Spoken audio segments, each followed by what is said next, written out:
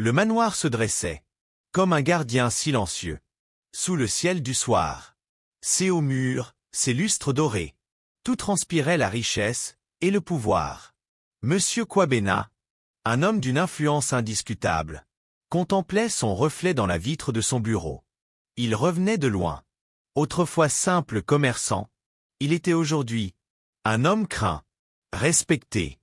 Et pourtant, ce soir-là, alors qu'il faisait tourner doucement le whisky dans son verre, un frisson désagréable lui parcourut l'échine. « Chérie » appela Saran depuis le couloir, sa voix mêlant excitation et fatigue. « Cette maison est immense.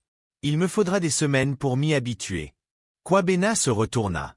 Il lui offrit son sourire rassurant habituel. « Tu vas adorer cet endroit, Saran. C'est tout ce qu'on a toujours voulu. » Elle entra, caressant du bout des doigts le bois verni du bureau. « Je suppose. Mais quelque chose me semble étrange. » Il rit doucement. « C'est juste le stress du déménagement. » Saran soupira, puis hocha la tête. Peut-être avait-il raison. Le manoir était splendide. Mais étrangement froid. Elle s'apprêtait à quitter la pièce, quand un détail attira son regard. Une orange venait de rouler lentement sur le sol. « Tu as vu ça ?» demanda-t-elle. « Vu quoi ?» répondit Kwabena en suivant son regard. Mais il ne vit rien. Cette orange, elle a roulé toute seule. Sa mâchoire se crispa brièvement. Mais il retrouva vite son calme. Sans doute une orange du panier dans la cuisine. Tu sais comme les domestiques peuvent être négligents. Saran hésita, puis haussa les épaules. Peut-être n'était-ce rien. Cette nuit-là, dans leur immense lit, Saran fixait le plafond. Impossible de dormir.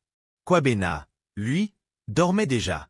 La maison semblait gémir sous le poids du silence.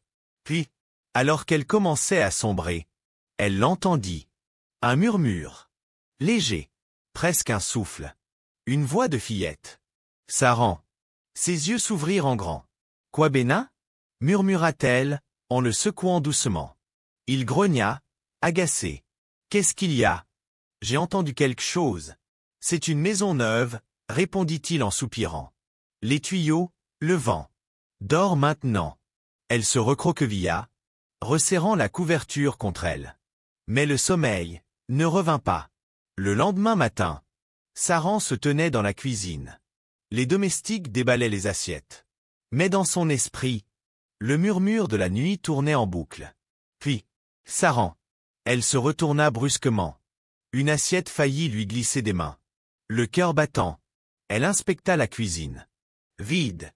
L'une de vous m'a appelé? Demanda-t-elle. Les femmes échangèrent des regards étonnés. Non, madame. Saran força un sourire. Ce n'est rien. Mais en se retournant, elle s'immobilisa. Sur le plan de travail, reposait une orange. Parfaitement immobile. Elle aurait juré qu'elle n'y était pas quelques secondes plus tôt. Ses doigts tremblaient en la saisissant. Un frisson lui traversa la nuque. Le soir venu, Kwabena se préparait pour un dîner d'affaires. Saran, elle, s'asseyait devant sa coiffeuse. Elle brossait lentement ses cheveux. Dans le miroir, elle apercevait son propre visage. Fatiguée, elle tendit la main vers un flacon de parfum. Quand? Un mouvement, dans le reflet. Une ombre. Une silhouette. Juste derrière elle. Son souffle se coupa. Elle se retourna brusquement. Rien. Doucement. Elle reporta les yeux vers le miroir. La silhouette était toujours là. Une jeune fille. Pieds nus. Sa robe était déchirée. Couverte de boue. Ses yeux sombres, vides, fixaient Saran, transperçant son âme. Saran hurla. Elle recula violemment. La brosse tomba au sol. Kwabena accourut. Qu'est-ce qui se passe? Elle désigna le miroir du doigt, tremblante. Là. Il y avait quelqu'un. Une fille. Elle me regardait. Le visage de Kwabena se durcit un instant. Puis il reprit son air inquiet. Tu es épuisé, Saran. Ce déménagement t'a chamboulé.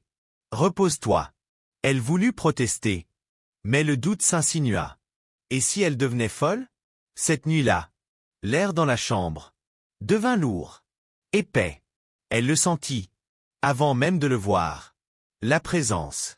Puis, les murmures. D'abord faibles, puis plus clairs. Saran, aide-moi. Elle tourna lentement la tête. Et faillit crier. Au pied du lit se tenait la fillette. Aïcha. Le sang de Saran se glaça. Elle voulait courir. Hurler. Mais son corps était paralysé. La fille fit un pas vers elle. Puis un autre. Kwabena bougea à côté d'elle. Saran? Mais Saran était incapable de répondre. Elle fixait la fillette. Fantomatique. Et soudain, Aïcha disparut. Elle haleta, secouée de tremblements. Kwabena se redressa, frottant ses yeux. Qu'est-ce qu'il y a? Elle ouvrit la bouche. Mais aucun mot n'en sortit. Car au fond d'elle-même, elle savait. Quelque chose n'allait pas. Et cette richesse soudaine, les fantômes, les murmures, tout cela, n'était pas normal. Pas naturel. Saran s'assit au bord du lit. Les mains tremblantes. La pièce semblait plus froide qu'avant. Comme si une tempête était passée, ne laissant derrière elle qu'un silence terrifiant.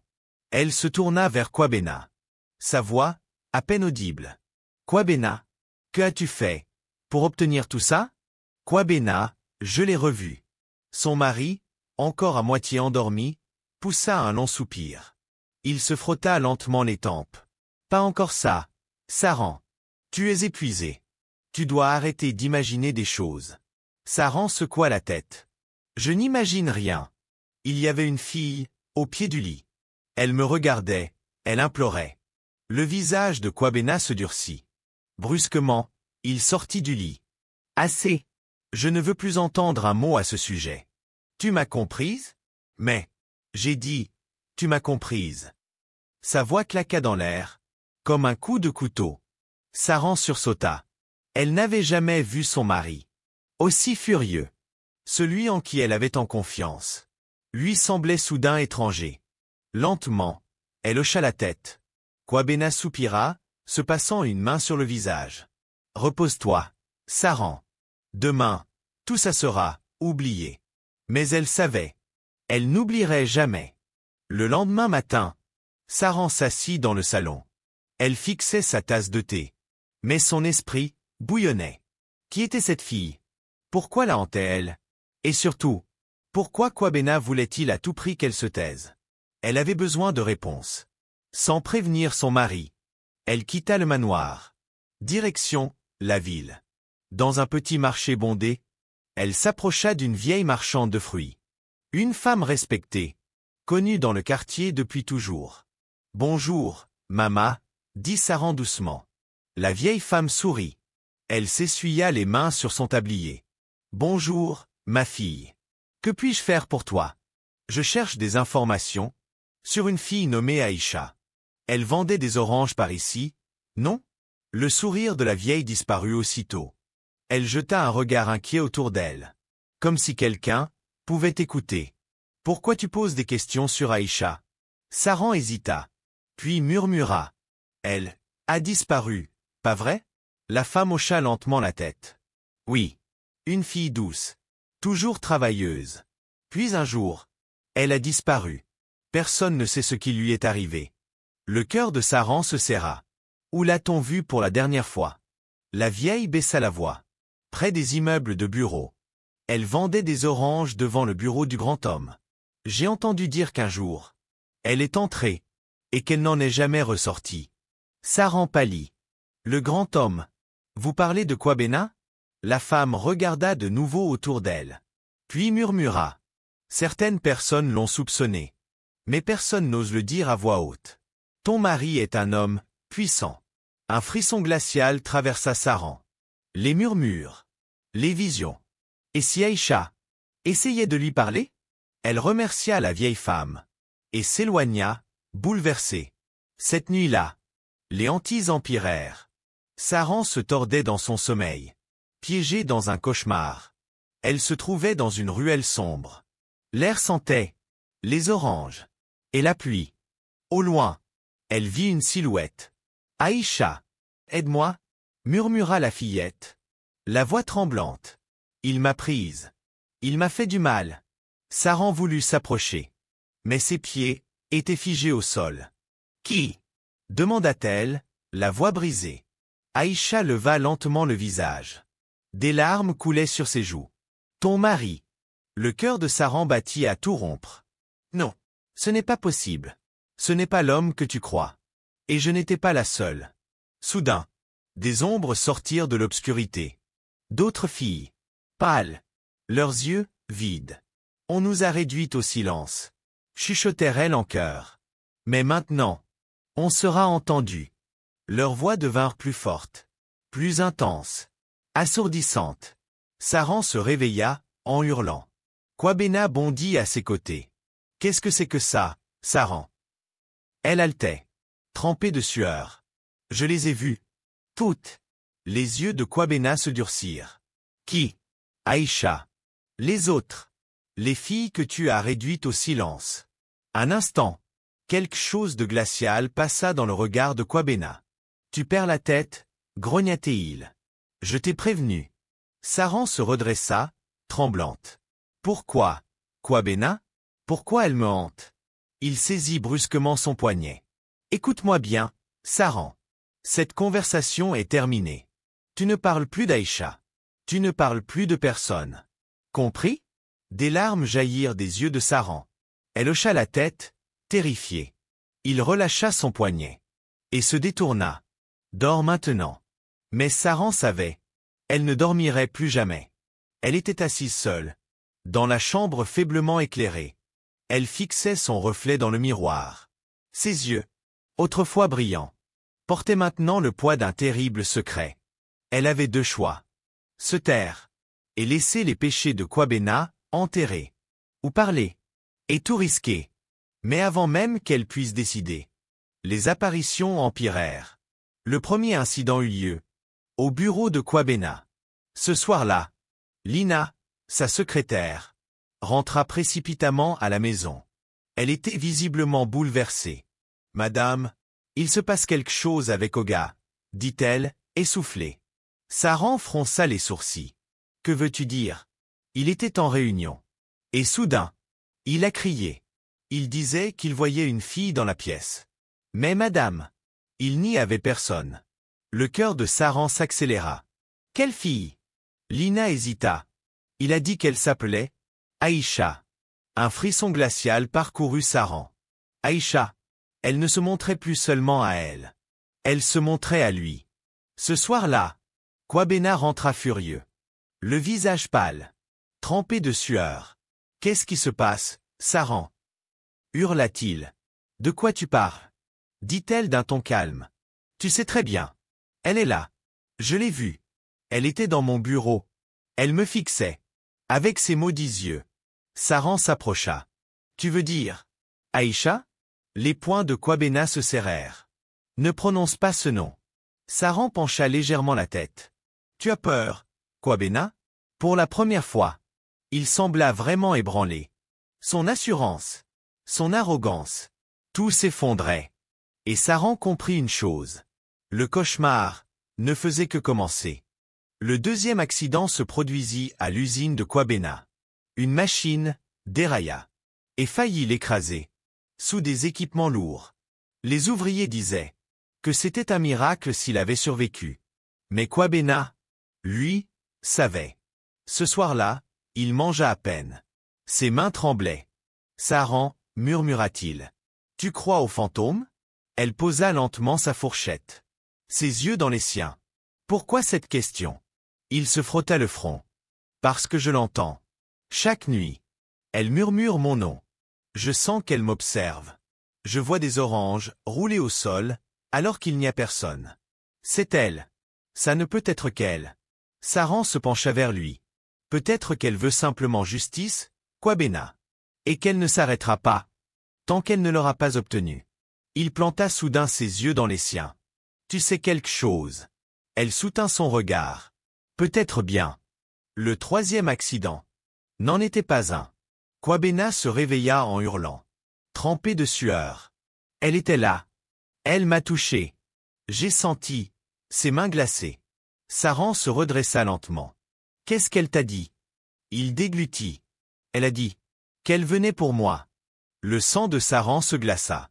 Aïcha ne voulait plus attendre. Ce soir-là, les lumières vacillèrent. Un silence épais tomba sur le manoir.